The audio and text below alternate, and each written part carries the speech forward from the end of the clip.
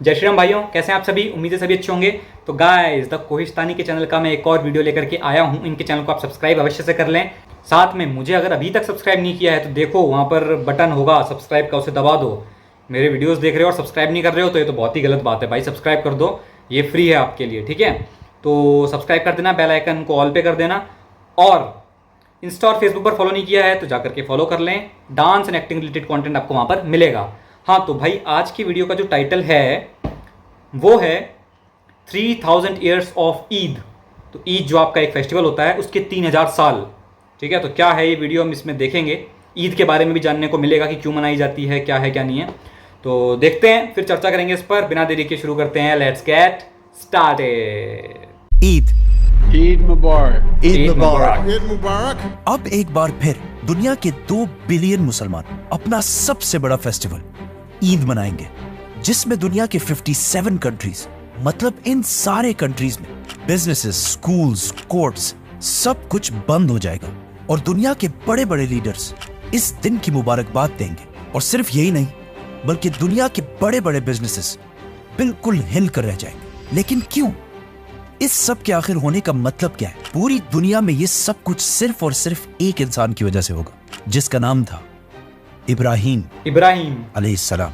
आज से तकरीबन 4000 साल पहले इराक के इलाके ऊर में इब्राहिम अलैहिस्सलाम पैदा हुए।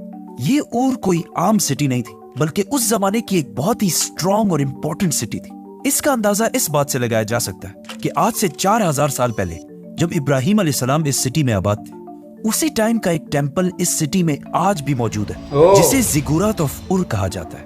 ये ऐसी बिल्डिंग्स हैं जिन्हें आज भी बनाना बहुत ही मुश्किल और महंगा काम होगा। भारत में भी और हैं इसी ऐसे कई बिल्डिंग की मंदिर। शेप को कॉपी करके यूनाइटेड किंगडम की सीक्रेट एजेंसी MI6 ने अपना हेडक्वार्टर बनाया। इब्राहिम अलैहिस्सलाम का ऊर सिटी में पैदा होना हजारों साल तक सिर्फ तौरात में लिखा हुआ था, लेकिन आज से तकरीबन 100 साल पहले 1930s में साइंटिस्ट को इराक के इसी इलाके से कुछ बहुत ही इंपॉर्टेंट टैबलेट्स मिले, जिनमें साफ साफ इसी ऊर सिटी का बार बार जिक्र है। साइंटिस्ट को इन इंस्क्रिप्शंस के साथ साथ बहुत सारे और खजाने और ट्रेजर्स भी मिले। इन टैबलेट्स के इंस्पेक्शन से ये भी पता चला कि ये 4000 साल पुराने हैं, मतलब एग्जैक्टली इब्राहिम अलैहिस्सलाम के टाइम के आसपास। इन बिल्डिंग्स, इंस्क्रिप्शंस और खजानों को देखने के बाद अब दुनिया के बहुत सारे साइंटिस्ट इस बात को भी मानते हैं कि ये सिटी ऊर उस जमाने की दुनिया की सबसे पावरफुल और सबसे बड़ी सिटी थी। विच मीन्स इब्राहिम अलैहिस्सलाम किसी छोटे से गांव में नहीं, बल्कि उस वक्त दुनिया की सबसे ताकतवर सिटी में पैदा हुए थे। जैसे कि आज कोई न्यूयॉर्क में पैदा हो, और इस सिटी में भी इब्राहिम अलैहिस्सलाम किसी आम घराने में नहीं, बल्कि एक बहुत ही ताकतवर शख्स के घर में पैदा हुए थे, जिनका उस सिटी के बादशाह के साथ बहुत क्लोज ताल्लुक था। लेकिन इब्राहिम अलैहिस्सलाम जवानी से ही इस सिटी में बिल्कुल भी खुश नहीं थे। क्यों? और हमेशा ही इस सिटी के स्कॉलर्स और उलमा के साथ झगड़ते रहते थे, क्योंकि इस सिटी में लोग एक खुदा के बजाय बहुत सारे बुतों की इबादत किया करते थे। और इन बुतों में सबसे ताकतवर बुत था मरदूक, जिसे ये सबसे बड़ा खुदा मानते थे। और इन सारे बुतों की इबादत के लिए इस सिटी में बहुत सारे टेंपल्स बनाए गए थे, जिनमें से एक, एज आई सेड, इतना आलीशान टेंपल आज भी दुनिया में मौजूद है। एक दिन इब्राहिम अलैहिस्सलाम अपने लोगों को एक बहुत ही इंपॉर्टेंट पॉइंट समझाने के लिए इस सिटी के एक टेंपल के अंदर गए और एक कुल्हाड़ी लेकर इन सारे बुतों को तोड़ दिया, सिवाय सबसे बड़े बुत के। और फिर उस कुल्हाड़ी को इसी सबसे बड़े बुत के ऊपर डालकर वहां से चले गए। जब इस शहर के लोगों ने आकर ये सब कुछ देखा तो वो सीधा इब्राहिम अलैहिस्सलाम के पास गए। तो इब्राहिम अलैहिस्सलाम ने कहा कि हो सकता है इस बड़े बुत को इन सारों पर गुस्सा आया हो, इसीलिए उसने इन सारों को मार दिया हो।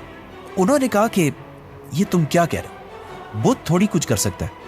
तो इब्राहिम अलैहिस्सलाम ने कहा, एग्जैक्टली, जब तुम्हें पता है कि ये कुछ भी नहीं कर सकते तो फिर इनसे मांगते क्यों? लेकिन इस बात पर इन सबको इतना गुस्सा आया कि उन्होंने इब्राहिम अलैहिस्सलाम को इबरत बनाने के लिए उस सिटी के बादशाह की मदद से एक बहुत बड़ी आग तैयार की। अब यहाँ पे एक कंफ्यूजन है कि ये बादशाह नमरूद था और या नमरूद के अलावा कोई और था, क्योंकि तौरात और कुरान दोनों में इस बादशाह का नमरूद होने का कोई जिक्र नहीं है। अब जो भी हो, नमरूद या उस सिटी का जो भी बादशाह था, उसने उस सिटी के सारे लोगों को बुलाया और उनके सामने एक बहुत बड़ी आग जलाई। ये इतनी बड़ी आग थी कि लोग इब्राहिम अलैहिस्सलाम को इसमें फेंकने के लिए इसके करीब भी नहीं जा सकते। इसीलिए उन्होंने इब्राहिम अलैहिस्सलाम को दूर से फेंकने के लिए उनके लिए एक कैटapult या ऐसी ही कोई चीज तैयार की, ताकि उन्हें दूर से फेंका जा सके। ये सब कुछ ऊर सिटी का एक बहुत बड़ा क्राउड देख रहा था, जो उस वक्त दुनिया के सबसे ताकतवर लोग थे। और इस सारे क्राउड में इब्राहिम अलैहिस्सलाम को सपोर्ट करने वाला कोई भी नहीं था, सिवाय एक शख्स के, इब्राहिम अलैहिस्सलाम के भतीजे लूत अलैहिस्सलाम, जो इसी क्राउड के अंदर मौजूद थे। जैसे ही सारी तैयारियां कंप्लीट हुई तो आग में फेंके जाने से पहले इब्राहिम अलैहिस्सलाम ने सिर्फ और सिर्फ एक ही बात कही कि मेरे लिए सिर्फ अल्लाह ही काफी है। और आखिर इब्राहिम अलैहिस्सलाम को उन्होंने आग की तरफ फेंक दिया। अल्लाह ने बचा लिया। इब्राहिम अलैहिस्सलाम उस वक्त दुनिया के सबसे ताकतवर लोगों के सामने बिल्कुल सही सलामत इस आग के दरमियान से चलकर बाहर निकले। ये देखकर इस सिटी के सारे लोग बहुत हैरान हुए कि ये कैसे हो सकता है। लेकिन इसके बाद ये सारे लोग इतने डर गए कि उन्होंने दोबारा कभी इब्राहिम अलैहिस्सलाम को नुकसान पहुंचाने की कोशिश ही नहीं। इस सब से कुछ ही अरसे बाद इब्राहिम अलैहिस्सलाम इस इलाके को छोड़कर अपनी बीवी सारा और अपने भतीजे लूत अलैहिस्सलाम के साथ फलस्तीन, जिसे उस जमाने में किनान कहा जाता था, उसकी तरफ रवाना हुए। फिर लूत अलैहिस्सलाम इन्हें छोड़कर एक दूसरी सिटी की तरफ गए और वहां जो हुआ उसे हम फिर एक्सप्लेन करेंगे, तो सब्सक्राइब। लूत अलैहिस्सलाम के जाने के बाद इब्राहिम अलैहिस्सलाम यही फलस्तीन के इलाके में अपनी फैमिली के साथ रहने लगे और आहिस्ता आहिस्ता यहाँ बहुत अच्छी तरह स्टेबल हो गए। मतलब यहूदियों की किताब तौरात में लिखा है कि इब्राहिम अलैहिस्सलाम के पास एक ही टाइम पर 300 से ज्यादा नौकर थे। लेकिन इतनी बड़ी जायदाद और इतने माल के बाद भी इब्राहिम अलैहिस्सलाम की कोई औलाद नहीं थी, तो उन्होंने आखिर 86 साल की उम्र में अल्लाह से औलाद के लिए दुआ की, जिसे अल्लाह ने कबूल कर ली। लेकिन यहाँ से आगे तौरात में बहुत ही इंटरेस्टिंग बातें लिखी हैं, जो आज सारी की सारी पूरी हो चुकी हैं, तो उन्हें भी मेंशन करना लाजमी है। तौरात में लिखा है कि जब इब्राहिम अलैहिस्सलाम ने अल्लाह से औलाद की दुआ मांगी तो अल्लाह ने उसे कहा कि ऊपर आसमान की तरफ देखो, आसमान में तुम्हें जितने भी स्टार्स नजर आ रहे हैं, बिल्कुल इसी तरह तुम्हारी औलाद भी पूरी दुनिया में फैलेगी और दुनिया के बहुत बड़े बड़े बादशाह और नबी तुम्हारी औलाद से होंगे। जिसके बाद इब्राहिम अलैहिस्सलाम की बीवी हाजर से उनका बेटा इस्माइल अलैहिस्सलाम पैदा हुआ। लेकिन जैसे ही इस्माइल अलैहिस्सलाम की उम्र 11, 12, 13 के करीब हुई तो एक रात इब्राहिम अलैहिस्सलाम ने ख्वाब देखा जिसमें वो अपने बेटे इस्माइल को ज़िबा कर रहे थे। लेकिन वेट, अब यहाँ पे थोड़ी कंफ्यूजन है। कुछ स्कॉलर्स ये समझते हैं कि ये वाकया फलस्तीन किनान में पेश आया था, लेकिन ज्यादातर स्कॉलर्स कहते हैं कि ये वाकया मक्का में पेश आया था। So let's go with that. तौरात में लिखा है कि इस्माइल अलैहिस्सलाम के पैदा होने के बाद इब्राहिम अलैहिस्सलाम ज्यादा अटेंशन अपनी बीवी सारा के बजाय हाजर और उसके बेटे इस्माइल की तरफ देने लगे, जिसकी वजह से उनकी बीवी सारा के दिल में हाजर और उसके बेटे इस्माइल के लिए थोड़ी पैदा हुई।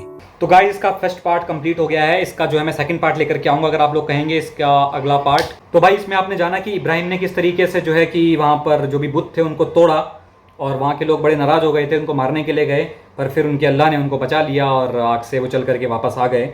और वो आके उनका मैसेज देना यही था कि एक अल्लाह को आप फॉलो करें, तो आप लोगों को करना चाहिए, एक अल्लाह को ही फॉलो करना चाहिए, है ना। अगर हम कहें तो भारत में सूर्य पुत्र कर्ण हुए हैं, जैसे सूर्य प्लेनेट सूर्य के पुत्र हुए हैं, मतलब ये तो 10-15 हज़ार साल पुरानी चीज़ें हो गई, ठीक है। तो बाकी उन्होंने जो है बुत परस्ती से परहेज़ करने के लिए कहा है, तो आप बुत परस्ती ना करें, ठीक है। जो भी वो बुत थे, जो भी वो सो कॉल्ड उनके गॉड थे जिनको भगवान मानते थे, वो 3 थे वो, तो उनकी इबादत आप तो मत ही करना गलती से भी, वरना आपको जहन्नम मिलेगी। तो बुत परस्ती बिल्कुल बेकार है, बुत परस्ती नहीं करनी चाहिए, ठीक है, बशर्ते आप भारत में ना हो, ठीक है। तो भारत के बाहर अगर आप बुत परस्ती कर रहे हैं तो वो यूज़लेस है। और भारत में एक अलग मैटर है, भारत में जो है बुत परस्ती नहीं होती है, यहाँ पर मूर्ति पूजा होती है, तो ये एक अलग मैटर है। बुत परस्ती करना गलत है पर मूर्ति पूजा सही है, ठीक है। तो भारत पर ये चीज़ अप्लाई नहीं होती है, हिंदुओं पर ये चीज़ अप्लाई नहीं होती है, बाकी और जो हैं आप उन पर अप्लाई होती है, तो ये चीज़ें हैं, बाकी आपको नहीं करनी चाहिए बुत परस्ती। और इसके आगे का भी हम वीडियो लेकर के आएंगे, तब करते हैं फिर नेक्स्ट पार्ट इसका। मिलते हैं नेक्स्ट वीडियो में, तब तक के लिए जय श्री राम।